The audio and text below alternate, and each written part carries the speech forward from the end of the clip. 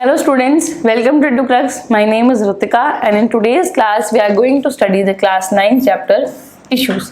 Tissues की previous class में बच्चों हमने definition देख ली थी tissue की. What is a tissue? Tissue is a, वापस डिस्कस कर लेते हैं फटाफट से. Tissue is a group of cells having similar structure and function. Clear बात इतनी? क्लियर बच्चों? What is tissue? Tissue is a group of cells having similar structure and the function.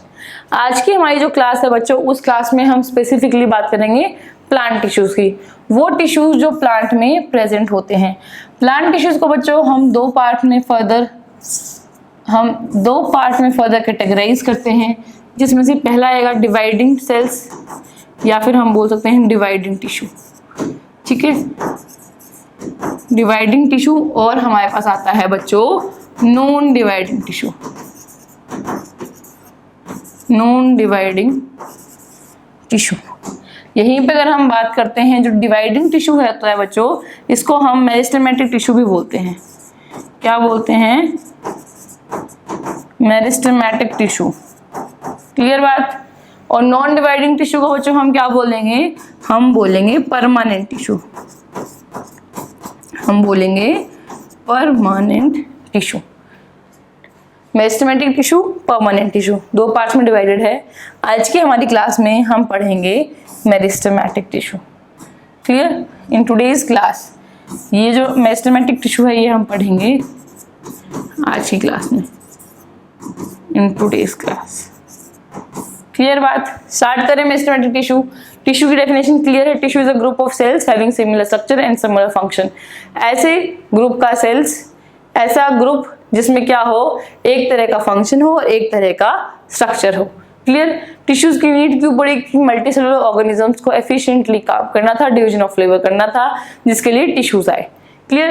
Plant tissues दो type के होंगे. एक type होगा dividing tissue, जो कि सेल जो है जिसकी रेगुलेटरी डिवाइड होती रहे. ठीक है, हमेशा डिवाइड होती रहे.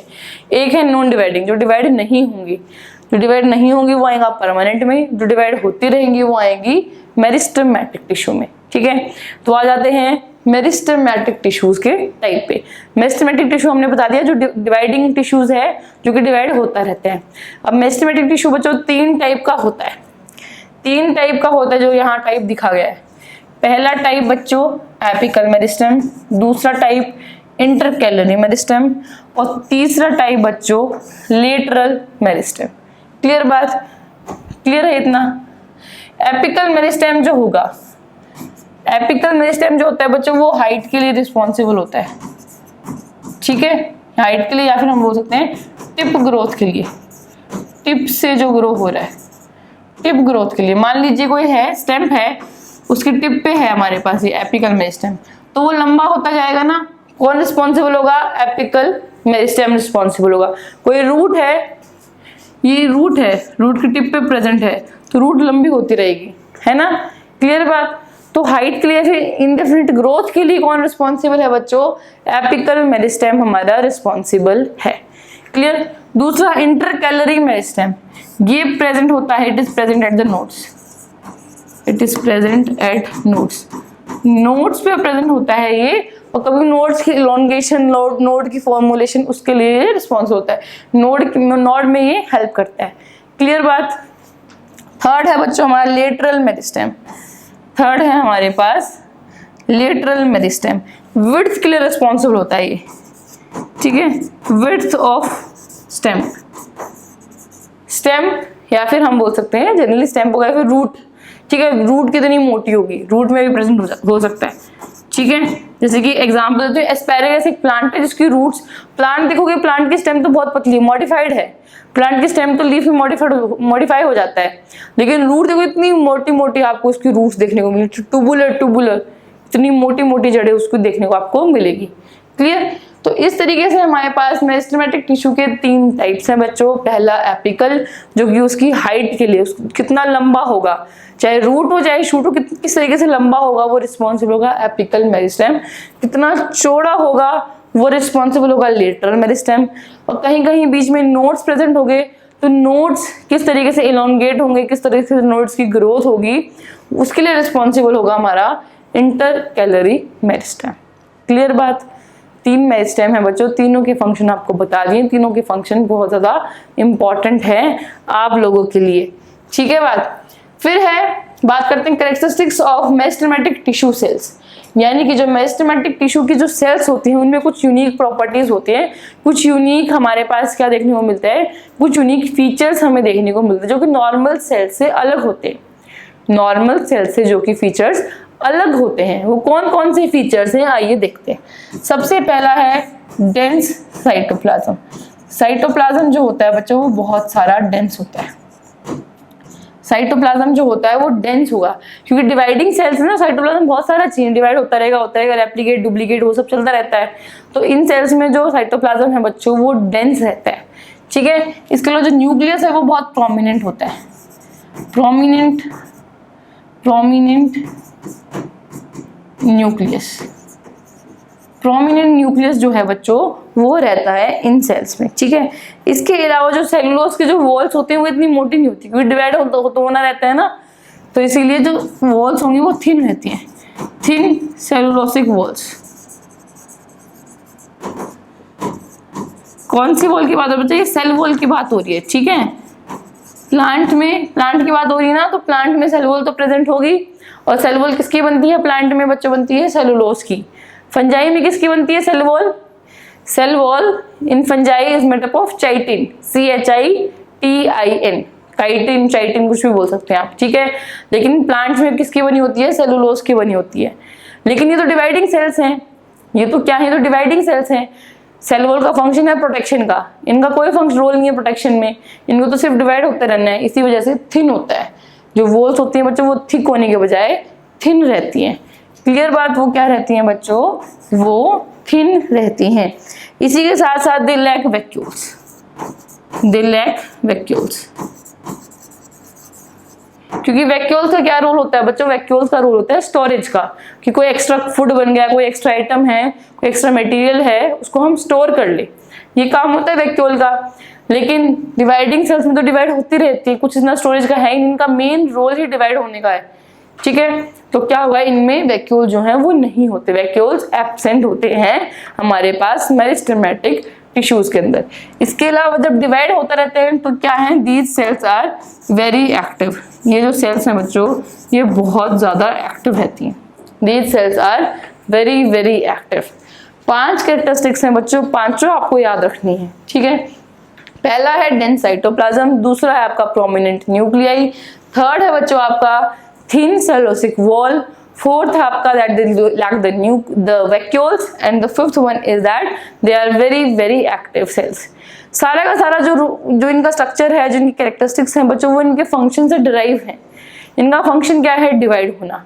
तो डिवाइड होने के लिए क्या होना पड़ेगा? एक्टिव तो रहना पड़ेगा, बार बार डिवाइड होना तो एक्टिव रहना पड़ेगा। ठीक है, स्टोरेज का कोई काम नहीं है तो वैक्यूल्स नहीं है।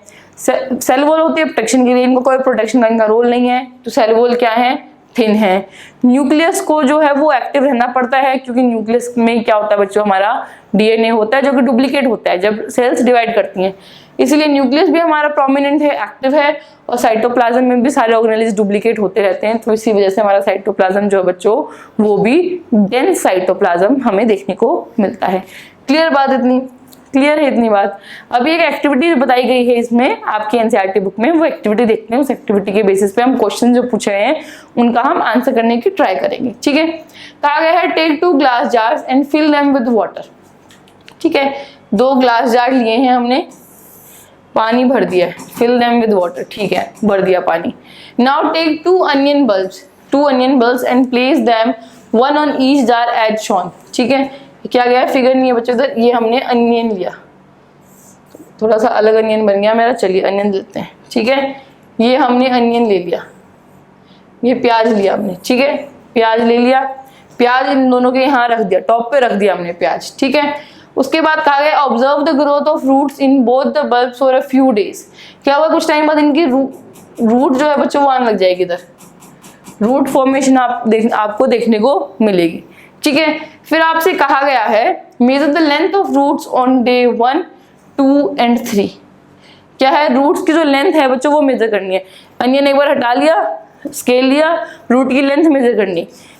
डे 1 पे इतनी होगी, डे 2 पे इतनी, डे 3 पे इतनी। इंक्रीज होगी है कि नहीं, इंक्रीज होगी तो हमने मेजर कर लिया।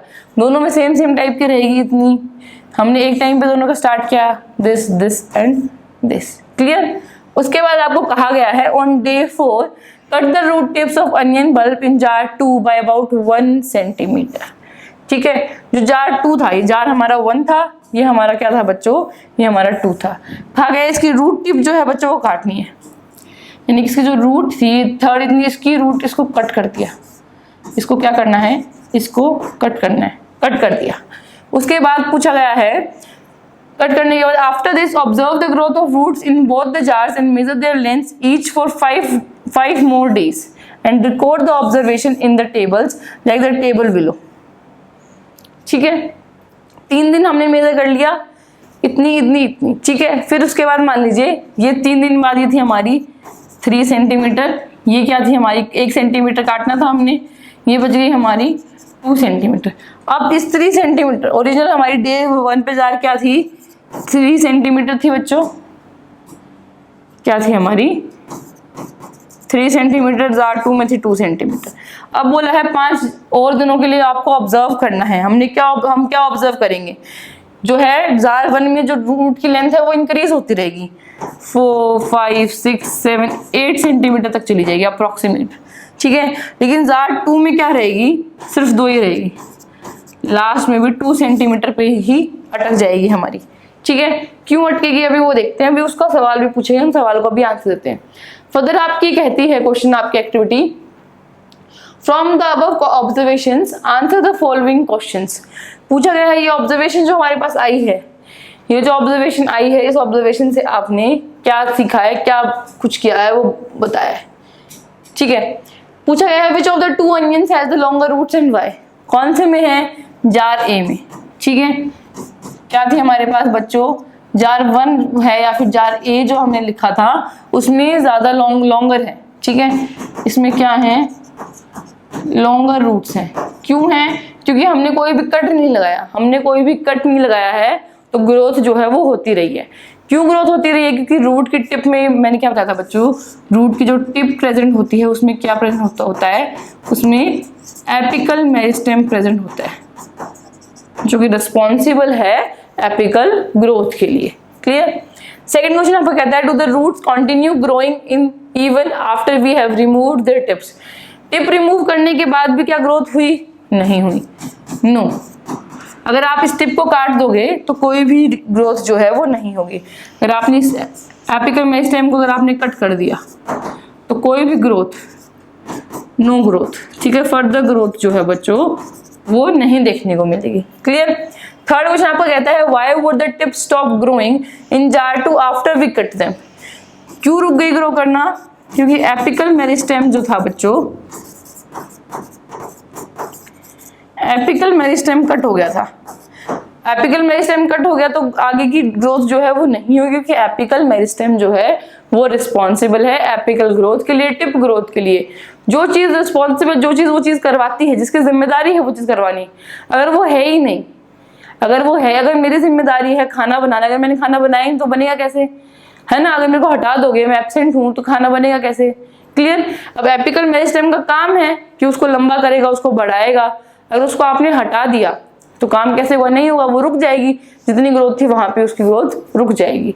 क्लियर। तो एक्टिविटी समझ आई आपको। इस एक्टिविटी में हमने क्या किया बच्चों, इस एक्टिविटी में हमने 2 ग्लास जार लिए, पानी भर दिया। ठीक है, सब कुछ मिल गया रूट बल्ब्स को। तो क्या हुआ हमारे पास, यहाँ पे हमें क्या देखने को मिला, रूट की ग्रोथ देखने को मिली, इसमें भी रूट की ग्रोथ देखने को मिली। कुछ टाइम बाद हमने एक की टिप जो है वो काट दी। ठीक है, एपिकल मेरिस्टेम जो था वो हमने कट कर दिया। तो जो जार 2 था हमारा, उसमें जो ग्रोथ है वो नहीं हुई, और बल्कि जार 1 में हमें जो ग्रोथ है वो हमें ग्रोथ देखने को मिली, all because of the apical meristem. Clear बात। प्लांट टिश्यूज को बच्चों हम 2 तरीके से कैटेगराइज करते हैं। पहला कैटेगराइजेशन है हमारा मेरिस्टेमेटिक टिश्यू, दूसरा हमारा परमानेंट टिश्यू। मेरिस्टेमेटिक टिश्यू बच्चों 3 टाइप के होते हैं। एपिकल मेरिस्टेमेटिक टिश्यू, उसी के साथ साथ हमारे पास देखने को मिलता है lateral and intercalary meristematic tissue. Clear बात, इन तीनों का हमने देख लिया है, स्ट्रक्चर देख लिया है, इनकी लोकेशन भी देखी हमने। एपिकल टॉप में प्रेजेंट होगा, लेटरल जो है वो साइड्स में प्रेजेंट होगा और इंटरकैलरी नोड्स में प्रेजेंट होगा। क्लियर, लोकेशन भी देखिए, लोकेशन देख लिया, फंक्शन देख लिया। क्लियर बात, आई होप आपको मेरिस्टेमेटिक टिश्यू जो है वो समझ आया होगा। आने वाली फर्दर क्लास में हम हमारा परमानेंट टिश्यू जो है प्लांट्स में वो हम डिस्कस करने वाले हैं। So that's it from my side today. Keep learning and keep growing.